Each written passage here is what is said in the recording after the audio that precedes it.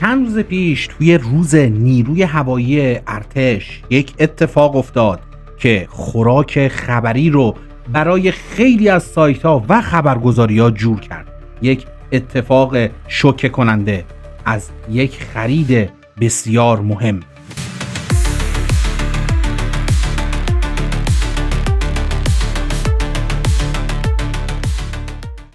جایی که یک جنگنده فوق پیشرفته از کشور چین وارد بازی میشه. جنگنده‌ای که توی روز نیروی هوایی ارتش ماکت اون توسط نماینده ارتش چین به فرمانده نیروی هوایی ایران هدیه داده شد و گمان زنی ها رو برای خرید این جنگنده بیشتر کرد.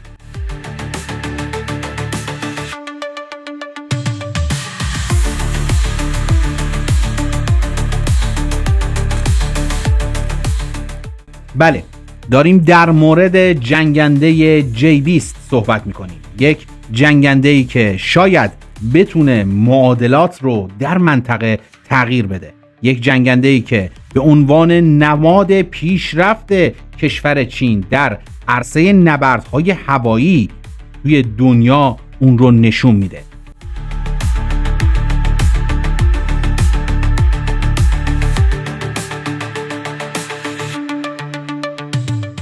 درود بر شما.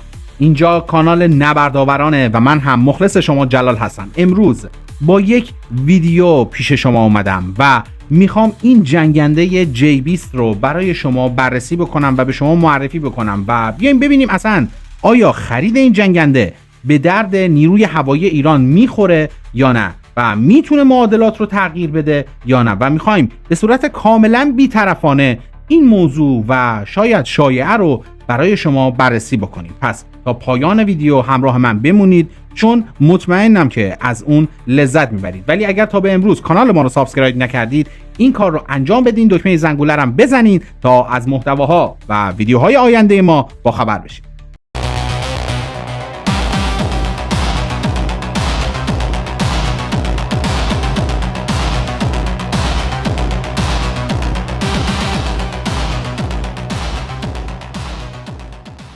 و اما اول از همه بیاین یه نگاهی بندازیم به تاریخچه این هیولا J-20 که اسمش مخفف چنگ 2 J-20، یکی از پیشرفته ترین جنگنده های نسل پنجم دنیا. چینی ها از سال 2008 شروع کردن به ساختنش، اما ایدهش برمیگرده به دهه 90 میلادی وقتی که دیدن آمریکا با F-22 رپتور داره آسمون رو فتح میکنه. شرکت چنگ 2 ایر اسپیس که بخشی از نیروی هوایی ارتش آزادی بخش خلق چینه این پروژه رو رهبری کرد. اولین پرواز آزمایشیش توی ژانویه 2011 بود. تصور کنید یه هواپیمای سیاه رنگ مثل یک شبح از زمین بلند میشه و همه دنیا رو شوکه میکنه. سال 2017 وارد خدمت عملیاتی شد و حالا بیش از 200 فروند ازش ساخته شدن. چینی ها اینو ساختن برای مقابله با تهدیدهای غربی مثل هواپیماهای آمریکایی توی اقیانوس آرام. جالب اینجاست که طراحیش الهام گرفته از F-22 و F-35 آمریکاییه، اما با لمس چینی، یعنی ارزونتر و سریعتر ازش تولید میشه و حتی توی عملیات‌های واقعی علیه پهپادهای آمریکایی توی دریای جنوبی چین استفاده شده ازش، هرچند جزئیاتش محرمانه است و اطلاعات دقیقی ازش در دسترس نیست. حالا شایعه خرید ایران که این هدیه ماکت ازش شروع شده میتونه بخشی از توافق‌های بزرگتر باشه، مثل قرارداد 25 ساله همکاری ایران و چین توی 2021 که شامل فروش تسلیحات هم میشه. البته بعضی از سایت‌ها و خبرگزاری‌های چینی اعلام کردن که شاید موانع دیگری هم توی این خرید باشه، مخصوصاً پولی که قراره بابتش پرداخت بشه و چینی‌ها مدعی‌اند، البته اون سایت‌های چینی و اون خبرگزاری‌ها مدعی‌اند که چین علاقه‌ای به تهاتر نفت و سایر اقلام با این جنگنده ها رو نداره و بابتش پول نقد میخواد. حالا بریم سراغ مشخصات فنی این جنگنده و کاری به مسائل سیاسیش نداریم. ما میخوایم مشخصات فنیش رو بررسی بکنیم که ببینیم واقعا به درد ما میخوره یا نه. حتما تا پایان ویدیو همراه من بمونید. اما بریم سراغ مشخصات فنی. اینجا یه ذره ماجرا تغییر میکنه. چینی‌ها ادعا میکنن که J-20 یه جنگنده پنهانکاره، یعنی نامرئی برای رادارها. وزن خالیش حدود 19 تنه و حداکثر وزن برخاستش میرسه به 37 تن. تصور کنید سنگین‌تر از یک کامیون پر از باره، اما توی هوا مثل پروانه پرواز میکنه. طولش حدود 20 متره و عرض بالهاش 13.5 متره و ارتفاعش حدود 4.45 متره. توی نسخه‌های اولیه موتوراش 2 تا موتور ساترون LA31F روسی بودن و اما حالا موتورهای WS10C داره جایگزین اینا میشه که و همه اینا تولید خود چینه و نسخه جدیدترش که یعنی WS15 که قدرتشون حدود 144 کیلو نیوتن توی حالت خشک و 196 کیلو نیوتن با پستوزه. این یعنی سرعت بالای 2 ماخ، یعنی 2 برابر صوت، حدود 2469 کیلومتر بر ساعت و برد عملیاتیش حدود 2000 کیلومتر بدون سوختگیری هوایی. حالا پنهانکار بودنش چجوریه؟ بدنش از مواد کامپوزیتی جذب کننده رادار ساخته شده مثل فیبروکربن و رزین‌های خاص که سیگنال رادار رو جذب میکنن و به جای اینکه بازتاب بدن سطح مقطع راداریش همون RCSش کمتر از 5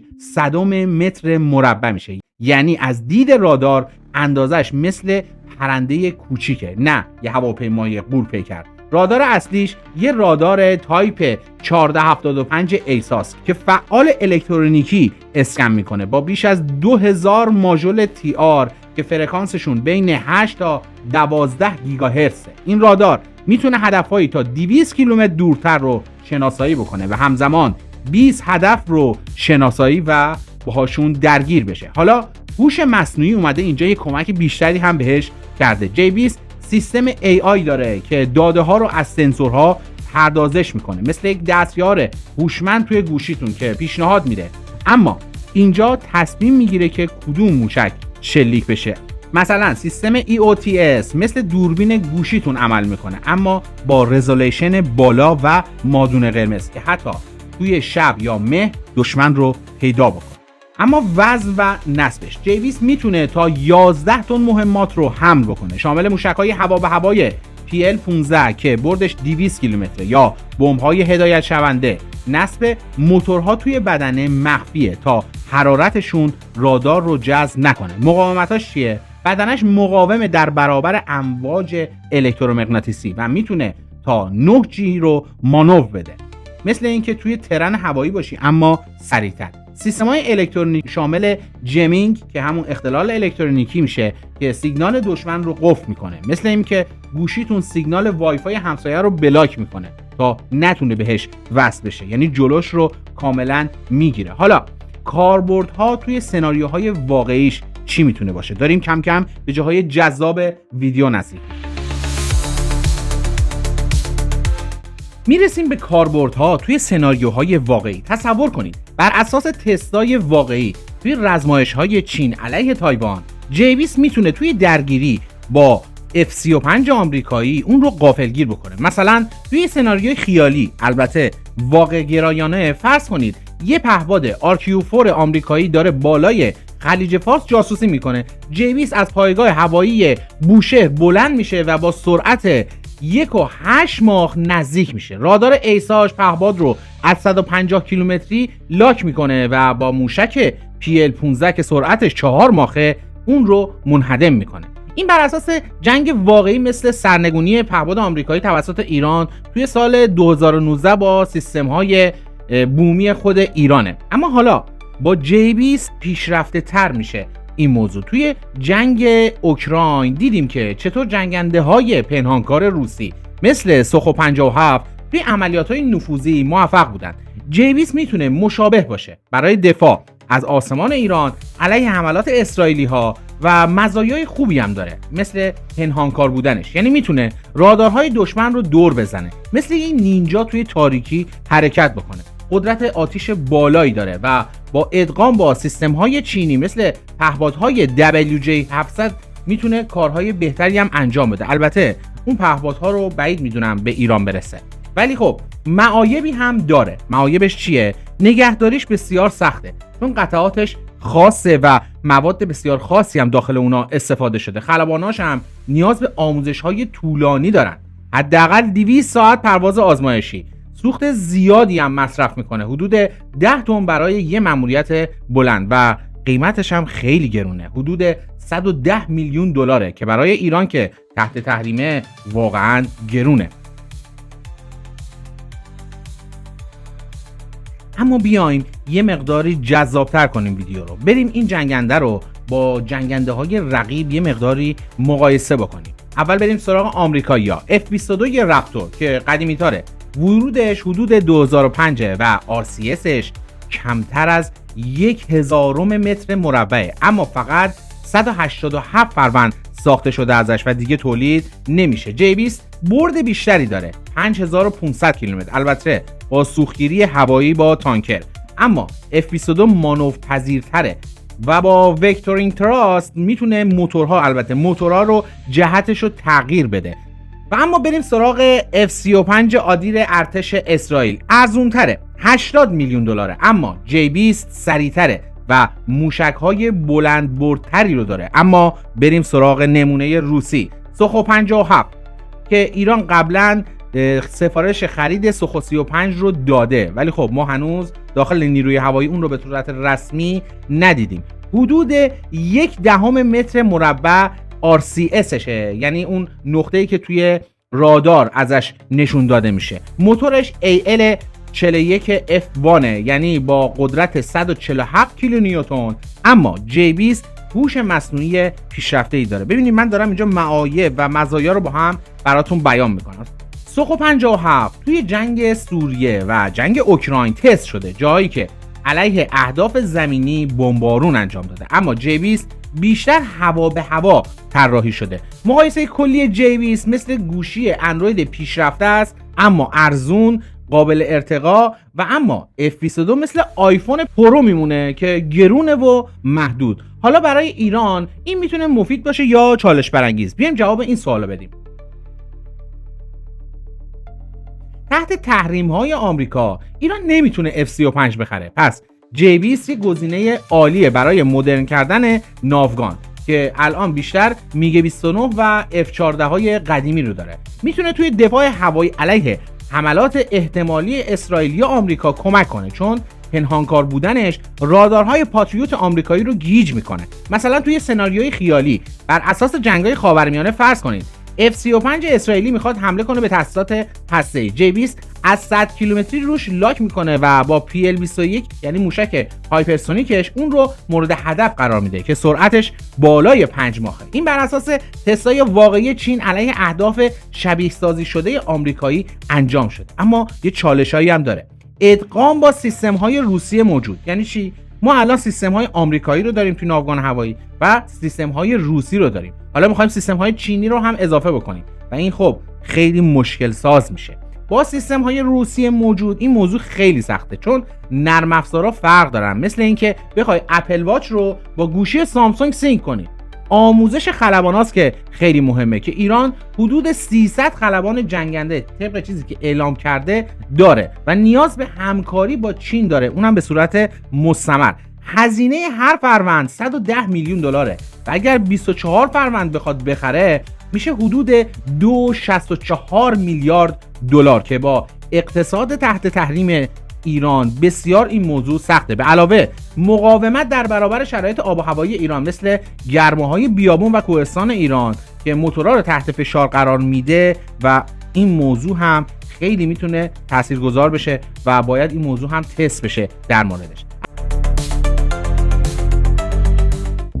حالا بیایم عمیق‌تر بریم توی جزئیات فنی بیشتر، چون قول داده بودم بهتون که کامل با جزئیات فنی براتون بگم. سیستم آیونیک J-20 شامل هدآپ دیسپلی، یعنی چیزی که جلوی اون خلبان نشون داده میشه، پیشرفته است که اطلاعات رو مستقیم روی شیشه کابین نشون میده، مثل گوگل گلس اما برای جنگ. سنسورهای DASش دور تا دور هواپیما یه دید 360 درجه رو بهش میده، حتی میتونه پشت سرش هم ببینه. فرکانس رادارش باند X دقت بالا داره، اما میتونه به L بند هم سویچ کنه برای برد بیشتر، یعنی به رادارهای زمینی هم کمک بگیره از اونا. قدرت موتورها یعنی VS15 جدیدی که چین براش طراحی کرده میتونه عمودی بلند بشه، یعنی میتونه مثل راکت از روی زمین بلند بشه. وزن مهمات این خیلی مهمه. 6 نقطه داخلی برای مخفی موندن داره و 4 تا خارجی برای ماموریت‌های غیر پنهانکار داره. هوش مصنوعیش چیه؟ الگوریتم‌های ماشین لرنینگ که از داده‌های رزمایش‌ها یاد می‌گیرن، مثل پیشبینی مسیر دشمن بر اساس الگوهای گذشته، مقاومت‌ها و اتفاقایی که توی قدیم افتاده. این هوش مصنوعی از اونا میتونه استفاده بکنه و یه سری نقاط رو مشخص بکنه. بدنه مقاومی داره، در برابر ضربه توپ 20 میلیمتری مقاومه و سیستم‌های ضد یخزدگی هم برای ارتفاعات بالا براش طراحی شده. اما بریم کاربردهای بیشترش رو بدونیم. توی عملیات‌های دریایی JBeast میتونه ناوهای آمریکایی رو تهدید کنه. اما حالا بیاین یه تصور بکنیم، یه سناریویی که هر لحظه ممکنه اتفاق بیفته رو با هم بررسی بکنیم. یه F-35 از روی ناو هواپیمابر لینکلن آمریکا بلند شده و به سمت ایران داره میاد. JBeast از پایگاه بندرعباس بلند میشه. رادارش F-35 رو از 180 کیلومتری میبینه، چون F-35 RCS 500 متر مربع رو داره، اما JBeast سنسورهای پیشرفته تری رو داره. بعد با جمینگ سیگنال دشمن رو قفل میکنه، مثل اینکه وای فایشون رو کلا هک بکنی و موشک رو شلیک میکنه. اما بر اساس تست‌های واقعی چین توی رزمایش‌ها علیه مدل‌های آمریکایی این موضوع تا حدی موفق بوده، اینجوری که ادعا میکنن در موردش. اما حالا برسیم به آخر ویدیو.